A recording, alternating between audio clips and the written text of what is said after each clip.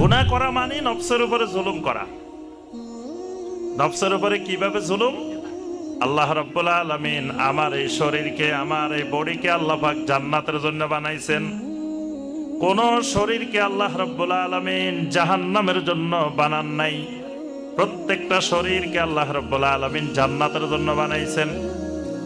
এই কারণে দুনিয়াতে আসার আগেই আল্লাহ রাব্বুল আলামিন প্রত্যেকটা বডির মধ্যে তাওহীদ ঢুকাই দিয়েছেন, তাওহীদের ফিতরাত দিয়ে দিয়েছেন।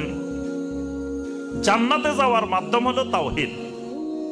এই তাওহীদটা আল্লাহ রাব্বুল আলামিন মায়ের পেটে থাকতে যখন আল্লাহ পাক আমাদেরকে রূহ দিয়েছেন, সেই সময় আল্লাহ পাক আমাদের ভিতরে তাওহীদও ঢুকাই দিয়েছেন।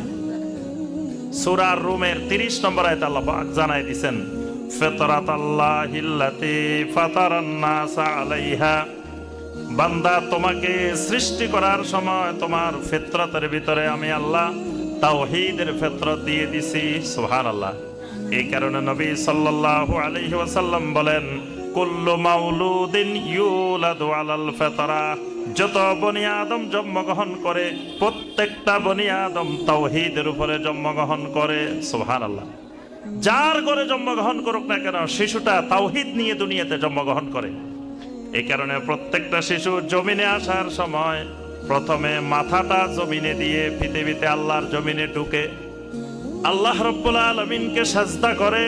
প্রত্যেকটা আল্লাহর গোলাম, আল্লাহর বান্দা বান্দি আল্লাহর জমিনে ঢুকে, অর্থাৎ সে ফিতরতের মধ্যে তাওহীদ নিয়ে দুনিয়াতে আসছে। তাহলে আল্লাহ রাব্বুল আলামিন তাওহীদ এই জন্য ঢুকাই দিয়েছেন, এই বডিটাকে আল্লাহ রাব্বুল আলামিন জান্নাতের জন্য বানাইছেন।